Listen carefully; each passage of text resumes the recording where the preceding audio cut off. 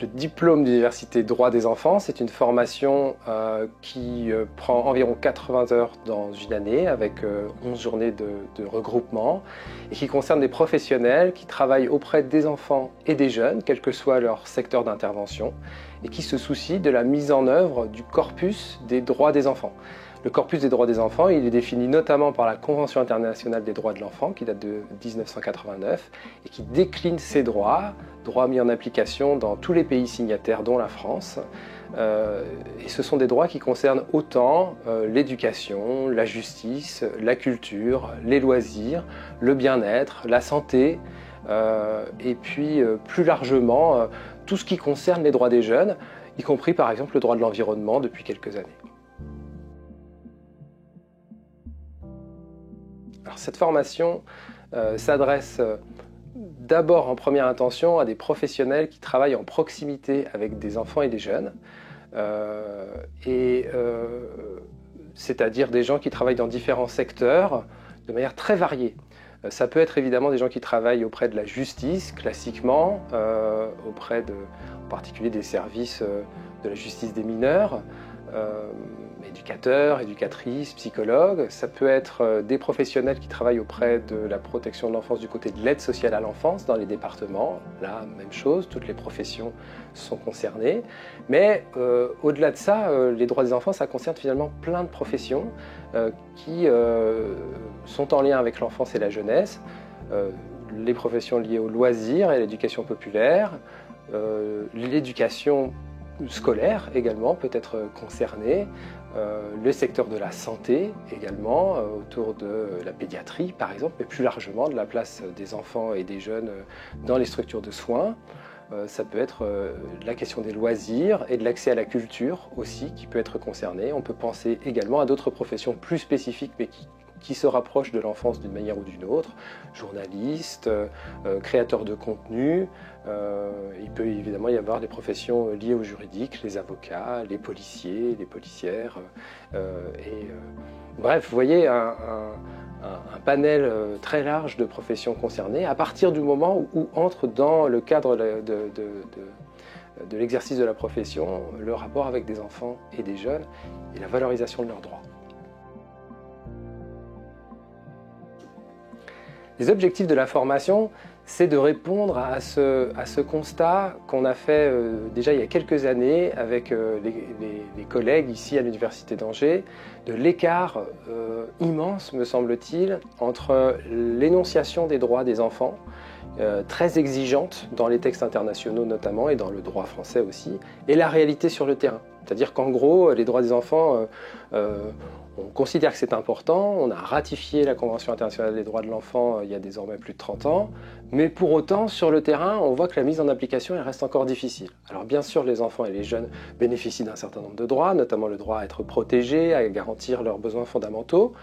Ceux-là déjà ne sont pas toujours mis en œuvre de manière très claire, mais par contre, tout ce qui concerne, et ça c'est ce qui était nouveau dans les droits des enfants, l'émancipation, le droit à la participation, l'autonomie, le droit à exprimer ses besoins et à avoir un rôle à jouer dans la citoyenneté, on pourrait dire, ça, ces droits-là, il est en souffrance, on pourrait dire. Donc l'objectif premier de cette formation, c'est de réconcilier finalement la théorie et la pratique en s'adressant aux professionnels, en leur disant à vous de jouer pour valoriser ces droits, les mettre en œuvre, trouver des stratégies pour qu'ils soient opératoires et opérationnels et donner la parole aux jeunes, leur donner du pouvoir d'agir pour que les jeunes soient, elles et eux, aussi partie prenante de la mise en œuvre de leurs droits.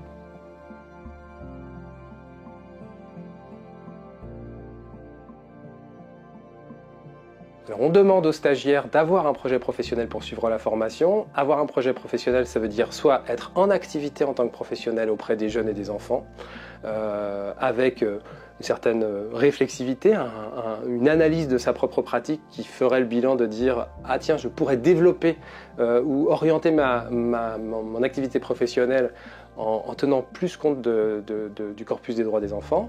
Ça peut aussi être, vouloir dire être étudiant ou étudiante et avoir ce projet à l'avenir d'être en lien avec les enfants et les jeunes. Par exemple, je veux devenir avocate, je veux devenir juge des enfants, donc me spécialiser sur cette question, je veux devenir éducatrice, psychologue, etc.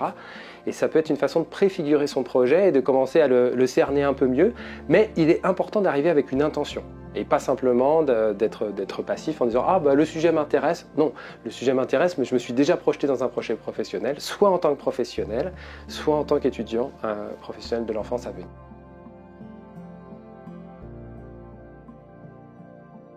Le principal point positif de ce DU, me semble-t-il, c'est qu'il est le seul à exister en France, déjà.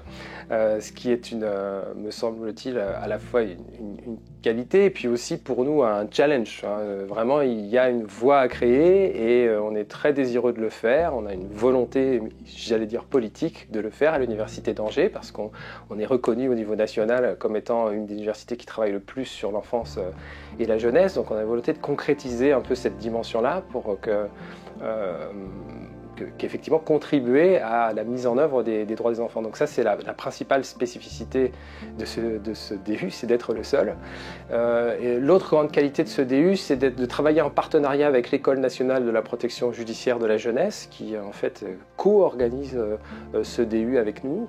Donc ça ancre, on va dire, le DU dans une pratique professionnelle, dans des enjeux professionnels, puisque l'École nationale de la protection judiciaire de la jeunesse est vraiment directement en lien avec le terrain, notamment judiciaire et de la protection de l'enfance. Donc ça nous permet d'allier la théorie universitaire d'une certaine manière avec la professionnalité de l'École nationale de protection judiciaire de la jeunesse et des métiers en lien avec.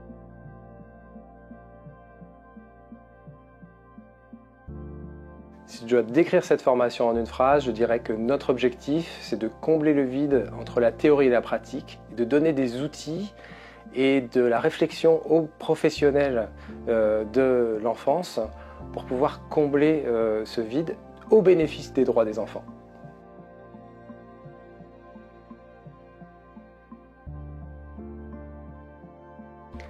Alors le calendrier de la formation, c'est qu'on prépare le programme de l'année à suivre à l'été. Il est donc diffusé en général à la fin de l'été. Ensuite suit une période de candidature à l'automne avec une réponse qui est donnée aux candidatures à la fin de l'année civile. La formation démarre avec 11 ou 12 regroupements de février jusqu'à l'été suivant.